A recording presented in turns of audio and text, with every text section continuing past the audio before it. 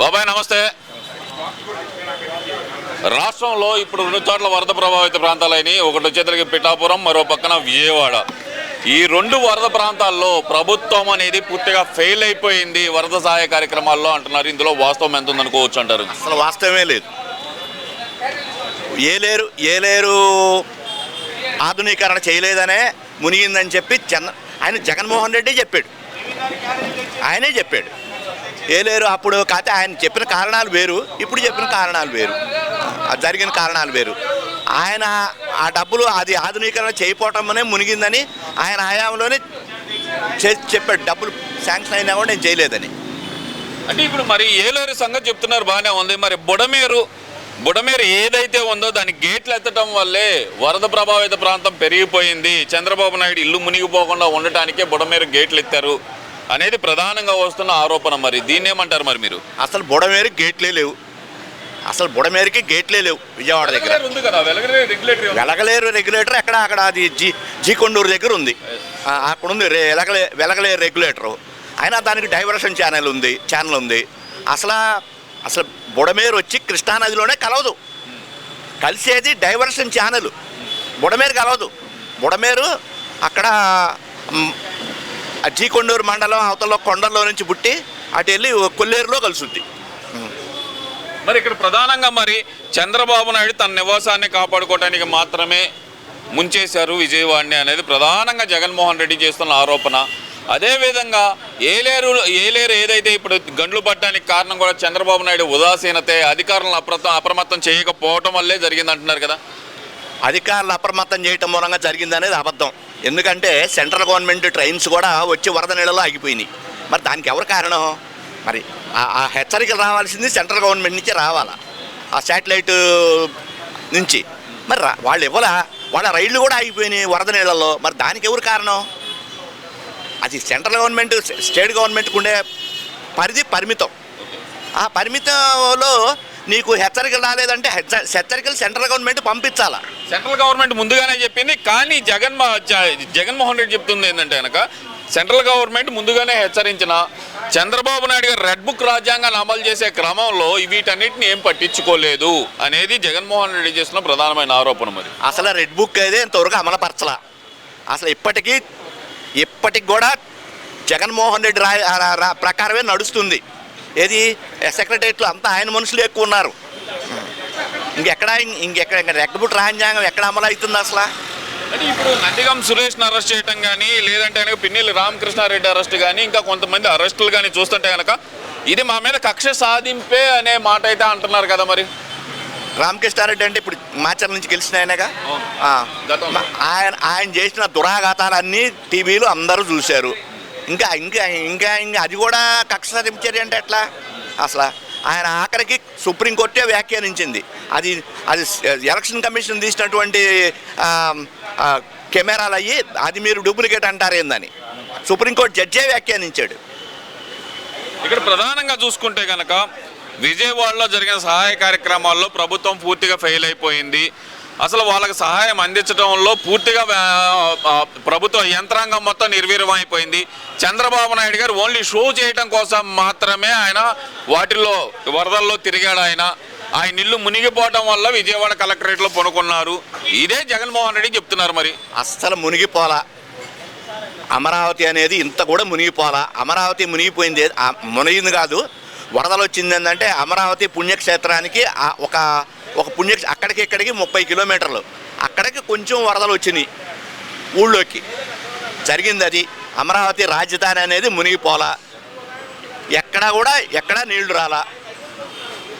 మరి ఇప్పుడు చూస్తే ఆఖరికి ఆ వీడియో కూడా విడుదల చేశారు తెలుగుదేశం వాళ్ళు.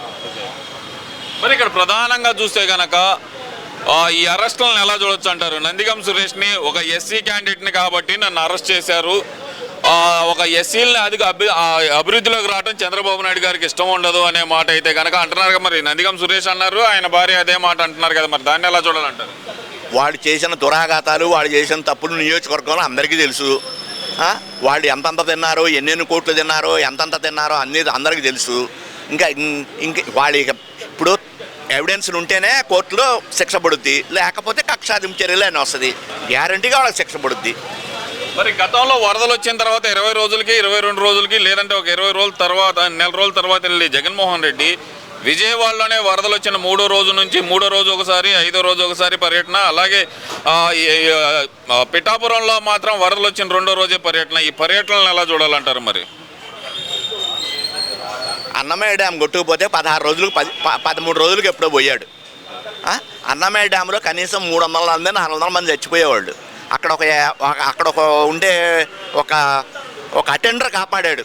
ఆ జనంలోకి వచ్చి ఊళ్ళోకి వచ్చి పెద్దగా కేకలు పెట్టి మీరు అందరు గుట్ట మీదకి వెళ్ళిపోండి అని. 12 మంది చనిపోతే వారం రోజులు కాదు 12 రోజులకో 13 రోజులకో వచ్చాడు. 20-30 మంది చనిపోతే మరి ఎందుకని ఇప్పుడు ఆల్ ఆఫ్ సడన్ గా వచ్చారు? మరి విజయవాడలో 60 మంది చనిపోయారు అంటున్నారు. ప్రభుత్వం అలసత్వమే 60 మరణాలకు కారణం అంటున్నారు కదా, మరి దానికేం చెప్తారు? మరి ఎవరు చనిపోయారో ఆ వివరాలు ఇవ్వమని ఇక్కడ మినిస్టర్లు అడిగారు. ఆయన వివరాలే ఇవ్వలేదు. ఢిల్లీ పోయి కూడా అక్కడ 40 మందో 50 మందో చనిపోయారని చెప్పాడు. చెప్తే అక్కడ జాతీయ మీడియా అడిగింది వివరాలు ఇవ్వమని. అక్కడ జాతీయ మీడియాకు వివరాలు ఇవ్వకుండా పరారై వచ్చేసాడు. ఇక్కడ ప్రధానంగా చూస్తే కనుక డిప్యూటీ సీఎం ఇద్దరు పిఠాపురంలో పర్యటించినా సరే అక్కడ బాధితులకు న్యాయం జరగలేదు ఇంతవరకు అనే మాట అంటున్నారు. విజయవాడలో కూడా ఇంకా పూర్తి స్థాయిలో అదుపులోకి రాలేదంటున్నారు కదా. మరి ఇంకో పక్కన చూస్తే బుడమేరు మళ్ళీ తిరిగిందంటూ ఒక ప్రచారం అయితే చేస్తున్నారు కదా. దీన్ని ఎలా చూడాలంటారు? ప్రభుత్వం అలసత్వం వల్ల ఇదంతా జరుగుతుంది అనుకోవచ్చు అంటారా, లేదంటే కనుక ఏమనుకోవాలంటారు దీన్ని? ఇదంతా రాజకీయం. 140 మంది వైసీపీ వాళ్ళు ఉన్నారు. వాళ్ళు బాగు చేయడం వాళ్ళకి ఇష్టం లేదు, బాగా చేయటం ఇష్టం లేదు. అందుకే వాళ్ళు ఇలాంటి పుకార్లు పుట్టిస్తున్నారు. నిన్నగాక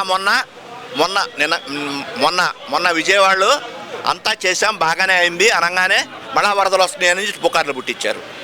అంటే ఇది ప్రభుత్వం చేతకంతనం అనుకోవాలంటారా? అసలు ప్రభుత్వం ఒళ్ళు దాచి పెట్టుకుని ఎక్కడా పనిచేయాల. ప్రభుత్వం చేయాల్సింది మొత్తం చేసింది. ప్రకృతి వైపరీత్యాలు మనం వాటిని ఆపలేం. జగన్మోహన్ రెడ్డి కూడా 1 కోటి రూపాయలు ప్రకటించాడు కదా బాబాయ్, మరి ఆయన బాధితులు సహాయార్థం ఇవ్వలేదు కదా. ఆయన 1 కోటి ప్రకటించాడు కానీ ఇవ్వలేదు. అంటే చర్చించి ఎలా ఖర్చు పెట్టాలో చర్చించి పార్టీ తరపునే ఖర్చు పెడతా అంటున్నారు కదా. మరి ఆయన ఖర్చు పెట్టచ్చు కదా. మరి ఎప్పుడో ఇక అంతా అయిపోయినాక ఇది ఆయన ప్రకటించి ఉపయోగం ఏముంది? ప్రకటించాడు, ఇవ్వాలి కదా. ఇవ్వాలా? ఏదో సంస్థకు ఆయనే ఇవ్వచ్చు, ఆయనే చేయొచ్చు. ఆయనకు నమ్మకం ఉన్న సంస్థ చేత ఇవ్వలేదు. ఇది ప్రచారం కోసం ఆయన చేసుకుంటున్నాడు. అంటే ప్రచారం కోసం మాత్రమే ఆర్భాటం అంటారా ఇది? పూర్తిగా ప్రచారం కోసమే. ఆయన అన్నమయ్య డ్యామ్ కొట్టుకుపోతే 13 రోజులకి ఎప్పుడు వెళ్ళలేదు. మరి అలాంటి వాడు ఇప్పుడు 3 రోజులకి ఎందుకు వచ్చాడు? ప్రచారం కాకపోతే ప్రచారమే, ఖచ్చితంగా ప్రచారమే. అంటే ప్రచారం తప్పితే ఇక్కడ పనిచేసింది ఏం లేదంటారు జగన్మోహన్ రెడ్డి? మరి లేదు, ఏమీ లేదు. మా లెక్కలో ఏమీ లేదు అసలు. అంతే, అందరికి తెలుస్తూనే ఉంది. ఇక్కడ ఒకళ్ళు అంటాం కాదు. అక్కడ ఆ వరదలు వచ్చిన కాడే ప్రజాభిప్రాయం సేకరిస్తే అక్కడే అర్థమైద్ది.